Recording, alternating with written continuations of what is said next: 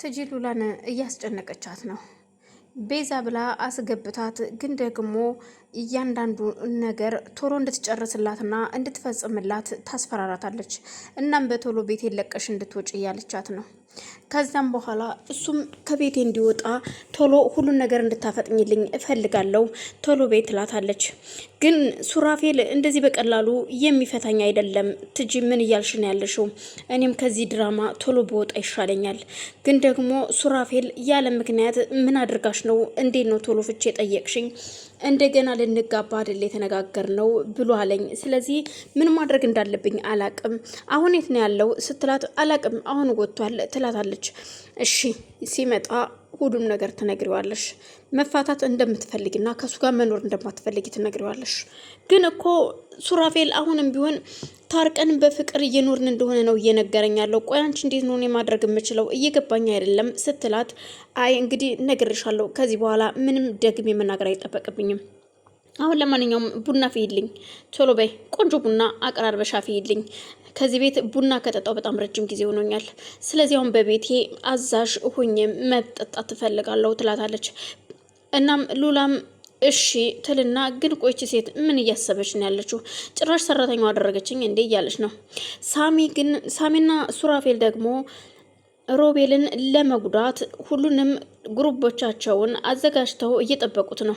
በአጋጣሚ ስልክ እያወራ መንገድ ላይ እየሄደ ነበረ ሮቤል። እናም ባላሰበው መንገድ ከፊትም ከኋላም ከጀርባም መሽሎክሎኪያ እስከሚያጣ ድረስ ይከቡታል። ቆይ አንዴ መልሼ እደውላለሁ ይልና ስልኩን ዘግቶ ወደ ኪሱ ካደረገ በኋላ ቆይ ምንድነው ምን ሆናችሁ ነው ሲል ምን ሆን ሲል አንዴ በቦክስ ከጀርባም ከፊት ከኋላም ሲሉት ይወድቃል። ሁሉም ተረባርበው ሲመቱት ኧረ ተውኝ በወንድ ልጅ አምላክ እቧካችሁ ሲል አየውልህ እኔ ገና እገልሃለሁ፣ ነፍስህን አጠፋታለሁ፣ ህይወት ትሞት ትጠፋለች፣ አንተ የተረገምሽ እርኩስ አረመኔ ሲል ሱራፌልም ሳሚም ይደበድቡታል። በዛን መሃል ሁሉም ሲሉት እሱ ራሱን ስቶ ይወድቃል። በቃ አሁን ራሱን ስለሳተ እኛ ከዚህ አካባቢ ዞር ማለት አለብን ይሉና ሉሲም ራሱ ሳትቀር ነበረ። አፈር ብላ አፈር ያስበላ አንተ ውሻ፣ አንተ ብቻ ነበርክ የሚመስል በከተማው ላይ የምትንቀሳቀሰው ትልና እሷም አንዴ በእርግጫ ብለው ሁሉም ጣጥለው ትሄዳሉ። በዛን መሃል ጣጥለውት በሄዱበት ሰዓት በአጋጣሚ ሳሮን በዛ በኩል ስታልፍ ሮቤል እዛ አስፓልትም ሳይሆን እዛ አካባቢ ተኝቷል። መንገድ ላይ ኮብልስቶን ላይ ነው እንዴ! ደግሞ እንዳንተ አይነት ሰው ደግሞ መንገድ ላይ ወድቆ ያቃስታል እንዴ? ምን ሆነ ነው? ወይ እግዚአብሔር አያሳየኝ ጉድ የለ።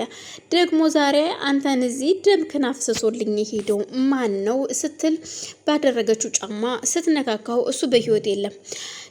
ታይኝ አትንኪኝ እያመኛል እባክሽን ሲላት ኧረ እባክህ እያመሃል እንዴ? ህመምን ደግሞ ታውቀዋለህ እንዴ? አንተ ህመም ምን እንደሆነ እኮ አንተ አታውቅም ትለዋለች። ኧረ እባክሽ በፈጠረሽ ሲላት ዝም በል አንተ እርኩስ አረመኔ ጨካኝ፣ በህፃን ልጅ የማትራራ አንተ ደግሞ ሰው ነህ እንዴ ስትል ደጋግማውንም ትነግረዋለች። እባክህን ሮቤል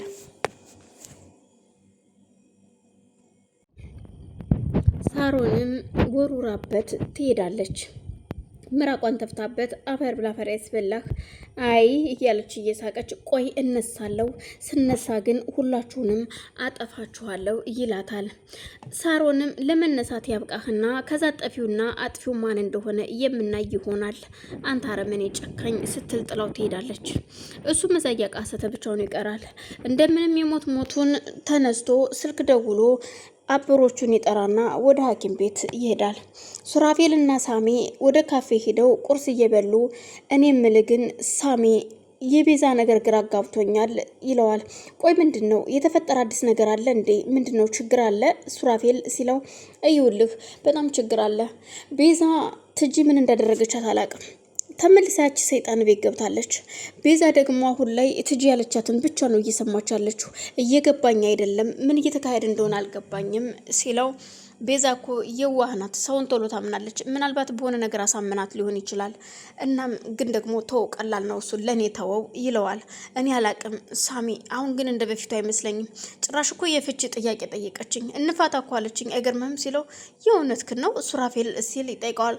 አዎ እውነቴን ነው ሳሚ፣ አላቅም ምን ማድረግ እንዳለብኝ አሁን ደግሞ ያችን ሰይጣን እቤት ውጭ ብላትም ደግሞ እሷም አይሆንም እያለች ነው። እኔ ምን እንዳደረገችብኝ አላቅም፣ ቤዛን የሆነ ነገር አስነክታታለች፣ እኔ ምን እንደማደርግ አላቅም ሲል ችግር የለውም ቆይ ቀስ ብለን እቺ ሰይጣን እኮ አይታወቅም ከጀርባዋ ማን እንዳለ ምን እንዳለ፣ ምናልባት ይሄው አረመኔ ሮቤል ይሆናል ወደዛ ቤት እንድትገባ የገፋፋት፣ ምናልባት ያን ጊዜ ሉሲ እንዳትገላት እሱን መከታ አድርጋ ሊሆን ይችላል የገባችው። ምክንያቱም ህይወቴን አተረፍሽኝ ስትል ምናልባት ልታከብራትና ልትንከባከባት ትችላለች ይለዋል። አላቅም ይሄ ሰይጣን ደግሞ እኮ አሁን ደግሞ ስለሞተ ምናልባት ትፈራ ይሆን አይመስለኝም፣ ግን ትጂ የሆነ የተማመነችው ነገር አለ ሲል ሱራፌልም ያወራል። ግን ደግሞ አታመልጠኝም እደርስበታለሁ ሁሉንም ነገር ይላል። ግን ነገሮቹ ስላላማረው ሱራፌል ሁሉንም ነገር ለጠበቃው ደውሎ መሸጥም መለወጥም እንዳይቻል ቤቱ የባንክ ቤት ገንዘብም ለማንም እንዳያዘዋውር አሳግዶታል። ትጂ ሀሳቧና ፕላኗ ቤዛ ናት ብላ ፊርማዋን ስላለማመደቻት ገንዘቡን በራሷ አካውንት እንድታስተላልፍላት እያጣደፈቻት ነው። ነገውኑ ሄደሽ ባንክ ያለውን ብር እንዳለ ወደ እኔ ትራንስፈር ታደርጊያለሽ፣ ግን አንቺ አሁን ገንዘብሽን ነው እንጂ የኔ አክስት መታመም ምንም አይመስልሽም ማለት ስለ አንቺ አክስት እኮ አያገባኝም። መጀመሪያ የምልሽን የመጣሽበትን ነው የምታደርጊው። የፈለኩትን ማድረግ እችላለሁ አሁን ላይ። አይ ካልሽ ግን ደግሞ አንቺ ወደ እስር ቤት እህትሽን ደግሞ ወደ ሞት እልካታለሁ ስትል ቤዛን ታስፈራራታለች። ማለትም ቤዛ ነሽ ተብላ እቤት የገባችው የቤዛ መንትያ ደግሞ አክስቴ አሁን ወደዚህ ልትመጣ ነው ስትል ቤዛም እህት ሱራፌልን ታስፈቅደዋለች።